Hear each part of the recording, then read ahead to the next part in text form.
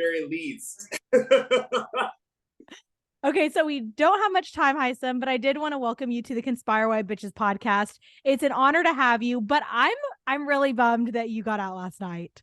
Me too, right? Me too. I wish I could have stayed a lot longer. I wish you could have seen me in the pressure cooker. I would have been amazing.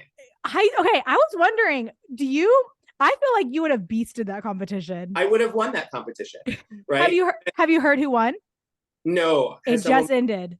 Who won? Yes. America. No, she was close, but she got Cameron? second place. Yes. Yeah, Cameron really needs to win this after what I did. So, okay, so wait, tell me what you did. Or like, I saw some on the live feeds, but I speak like, you can assure that I will be loyal, unlike the person who's next to me. Dude, he's not loyal, but I know he's going to be loyal too. So I actually have no idea who's going to put up at this point. But do you think, now that you know the secret about Jared and Siri, moving forward, do you think that they're going to be as secure in the house as they have been? Or do you think people are going to start catching on? I think that what will happen is that Jared will reveal the secret, right? I think that Siri is a very smart player. She's not going to share it. But now that Jared is getting closer to Blue, and he's wanting to demonstrate some intimacy, right? And some of that comes with personal intimacy and sharing secrets that you normally would not share, because you're trying to actually develop a deeper connection. And so he'll tell Blue. And unfortunately, I think that Blue will tell everybody, which will really put both him and Siri in danger, because they will put a target on their back as a mother and son.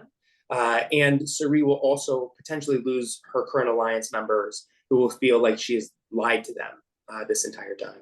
Yeah, so this could blow up big. So whenever Julie told you this news, you said that it made sense. You were like, well, that makes sense. Did anything else happen in the house that maybe looking back on it, you were like, oh, Jared called her mom a couple times, or I don't know, like, did anything happen that stood out to you? Yeah, I mean, like, he was just very close to her, right? And he also had told me at some point in time that they reminded him of of his mom, right? Mm-hmm. I didn't realize it was actually his mom, right? I didn't put all the pieces together. But what I will say is, like, yeah, of course, like, Big Brother is full of twists, right? And I'm so glad they're getting to play this game together. What I think helps this situation is that Mama F is also in the house, right? So it deflects from the fact that he calls Mama F and Mama C. It deflects the fact that he actually is related to one of them, right? And so I think it's really great that Mama F is in the house, because she's sort of shielding the two of them. So in your interview with Julie, you also mentioned that you wanted to work on trust issues by going into Big Brother. How did that work out for you? Well, here's what I'll tell you. Like, I trusted people. I did my job, right? Like, my job was, when I went into the house, I knew that I was going to find people, and I was going to trust them 100%. And there were some qualities I was looking for, right? And once I found those qualities, I was like, okay, these are the people I'm going to be trustworthy with. These are the people I'm going to share the details with.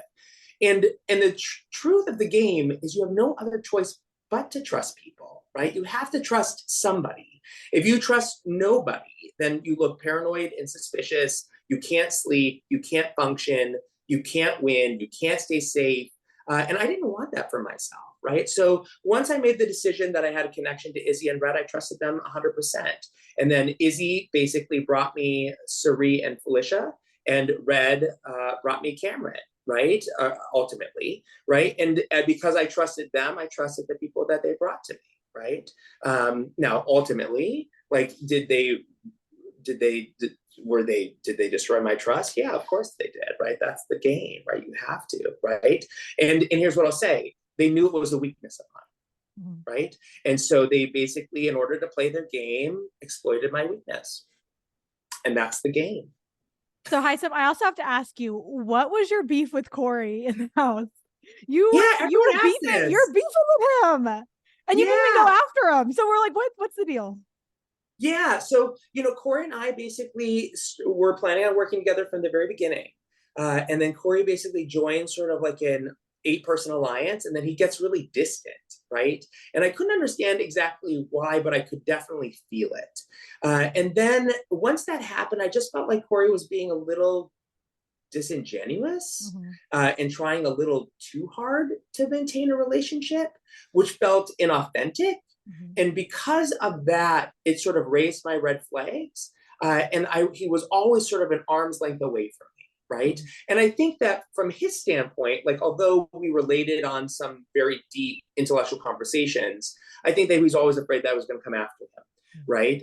And that I would take him out of the game, right? Now, that was not my intention because he was not a major target for me. But there were other bigger targets, right? Like, and why didn't I go after Corey? Because there were people that were more dangerous than Corey, right? So I get Riley out, and then Riley's connected to Jag, Blue, and Matt, right? Who are all basically looking to get me out. So of course I have to take these bigger threats out first, right? Corey I could deal with later. So really quick before we go, you were viewed as a villain of the season, but do you think that you're a villain? No, I'm not a villain. I don't think you are either. I think you are worthy and you are gold. Yeah, I said that to Riley, right? I don't see myself as a villain. I was actually doing whatever I could to like save people. I think that probably the edit shows me as being like really dogmatic and really. You weren't a bad villain. Not all villains are bad. You were very fun to watch. Yeah, I'm sad that people see me as a villain, right? Because I don't be like sad. in my own Every season needs a villain. Yeah, like that's too bad that people saw me that way. My gosh, I hate to kill your spirit. No, nope. You are the villain that we needed this season. You're fun to watch. No worries. No worries. Well, do not. Oh my gosh, do not let that get to your head on this next interview. You're a lovable villain, and it's been a pleasure to have you on the Conspire Away B podcast. Thank you so much for joining. Thank you so much. Very good. Let me do this. Pause recording.